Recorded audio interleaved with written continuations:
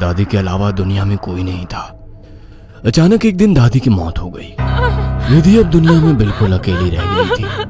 उसके बॉयफ्रेंड सनी के अलावा अब उसका इस दुनिया में कोई सहारा नहीं था।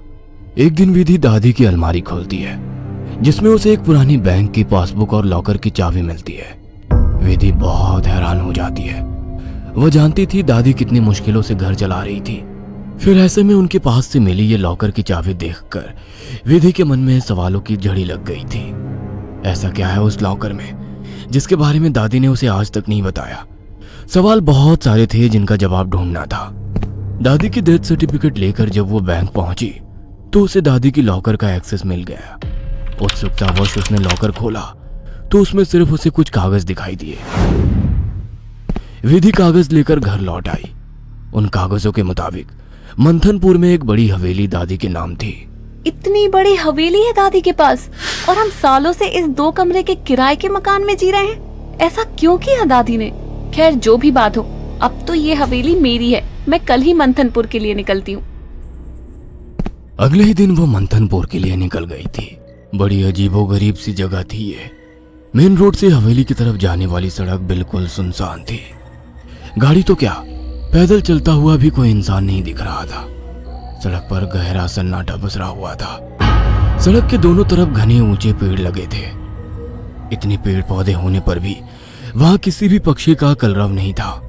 कोई जानवर नहीं। धीरे धीरे अंधेरा हो रहा था। सड़क किनारे लगे घने पेड़ अब जंगल की तरह दिखाई पड़ रहे थे। सड़क पर फैली खामोशी अब विधि को डरा रही थी। कुछ ही देर में वो पैदल चलते हुए हवेली तक पहुंच गई थी। हवेली काफी पुरानी दिखाई पड़ रही थी। ऐसा लगता था कि सालों से वहां किसी ने पैर ही नहीं रखा। हवेली के 500 मीटर के दायरे में गिने चुने ही मकान थे और जो थे वो भी खाली पड़े हुए थे। विधि के मन में कुछ अजीब सी उथल पुथल मची हुई थी। मेन गेट खोलकर वो हवेली के अंदर पहुंच गई। अंदर का नजारा देखकर वो दंग रह गई थी। पूरी हवेली जगमगा रही थी। अंदर महंगे फर्नीचर और सजावटी सामान देखकर विधि का मुंह खुला का खुला रह गया था। अरे वाह, ये हवेली तो बहुत वेल मेंटेन्ड है। लगता है यहाँ जरूर कोई रहता है। हेलो, कोई है यहाँ? विधि पूरी हवेली में घूमकर वहां रहने वाले व्यक्ति को ढूंढ रही थी। ढूंढते ढूंढते वो हवेली के अंदर आकर देखने लगती है।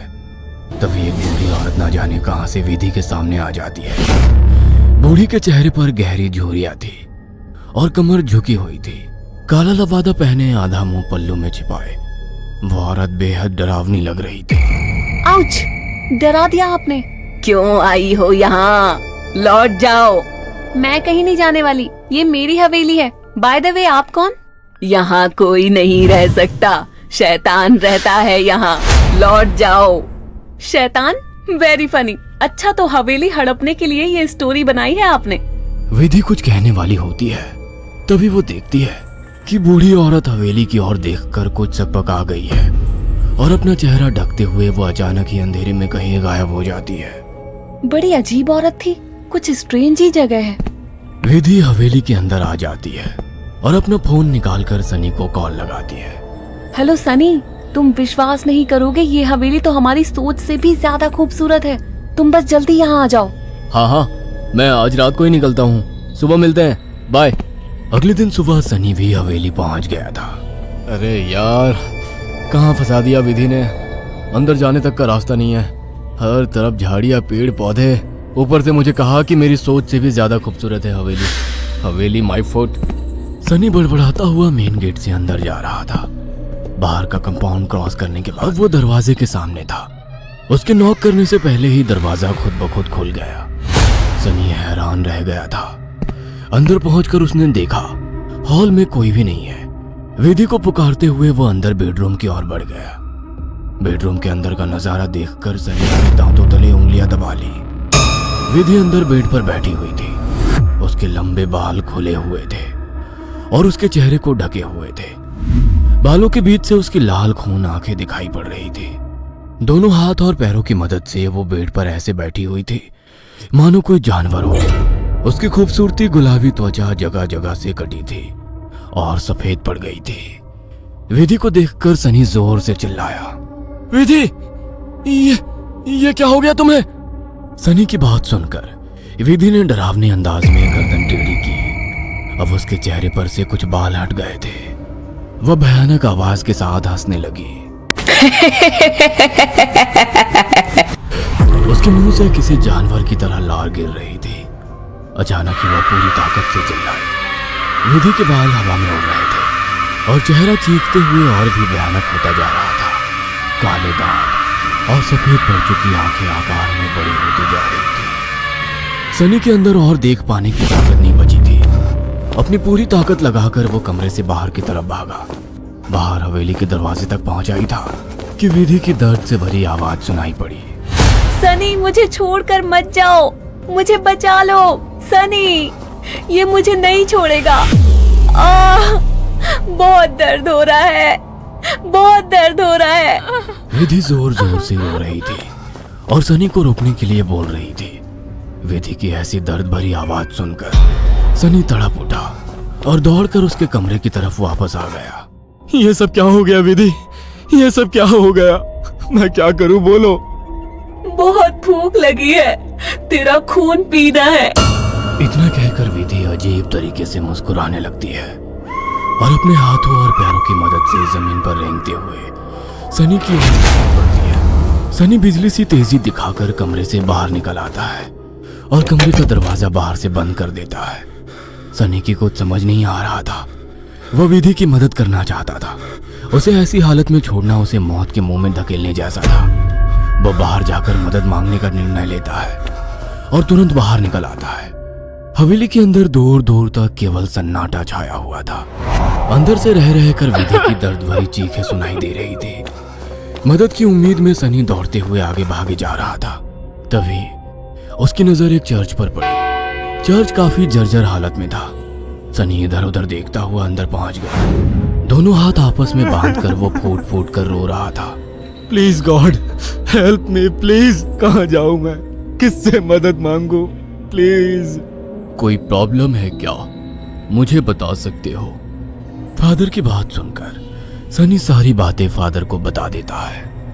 परेशान मत हो डियर, मैं तुम्हें हॉली वाटर दे रहा हूं। जाकर अपनी गर्लफ्रेंड के ऊपर छिड़क देना। God bless. Sunny holy water लेकर हवेली लौट आया था। उसने विधि के रूम का दरवाजा खोला तो वो दीवारों पर चल रही थी।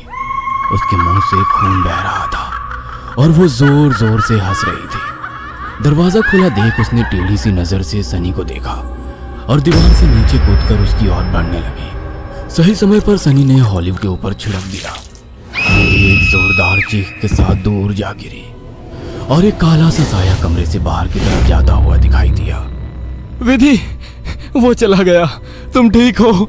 हाँ, वो चला गया, लेकिन अब वो अकेला नहीं आएगा। वो बुढ़िया सही कहती थी, ये घर नहीं शैतान का बसेरा है। यहाँ एक नहीं 5 शैतानी ताकत है। जल्दी चलो विधि, हम यहाँ से दूर निकल जाएंगे। सनी विधि को सहारा देकर ले जाने लगता है। तभी विधि की आंखें पलट जाती है और वो सनी को दूर धकेल देती है। सनी जाकर दीवार में टकरा जाता है। तभी फादर वहां आ जाते हैं। मैं जानता था यहाँ एक नहीं बल्कि कई शैतान हैं जो तुम्हें नुकसान पहुंचाने की कोशिश जरूर करेंगे। तुम्हारी दोस्त पोजेस्ड है, यह आसानी से उसका शरीर नहीं छोड़ेंगे। मुझे ही कुछ करना होगा। फादर हॉली वाटर को विधि पर छिड़कते हैं जिससे कुछ पल के लिए शैतान कमजोर हो जाता है।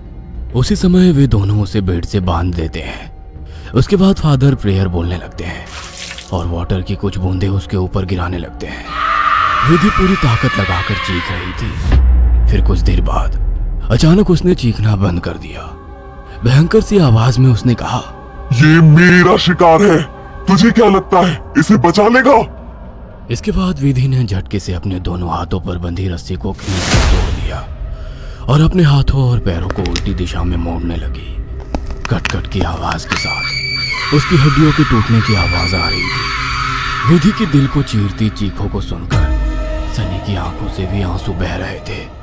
फादर ने वाटर छिड़कते हुए विधि के चारों ओर एक गोला बना दिया। अब वो उस गोले से बाहर नहीं आ पा रही थी। फादर लगातार प्रेयर कर रहे थे। अचानक कड़ाक की आवाज आई और विधि की गर्दन पीछे की तरफ घूम गई। विधि का शरीर निढाल होकर जमीन पर गिर गया। सनी पागलों की तरह विधि विधि चिल्ला रहा था। फादर के लिए इस समय सनी की जान बचाना जरूरी था, इसलिए वे उसे घसीटते हुए हवेली से बाहर ले आए और दरवाजे पर वाटर छिड़क कर वहां से बाहर आ गए। सनी अभी भी जमीन पर सिर टिकाकर फूट फूट कर रो रहा था और फादर की आंखों में भी को ना बचा पाने की तकलीफ साफ दिखाई दे रही थी। अगर आपको हमारी ये कहानी पसंद आई हो तो इसे लाइक और शेयर करना ना भूलें। साथ ही ऐसी और नई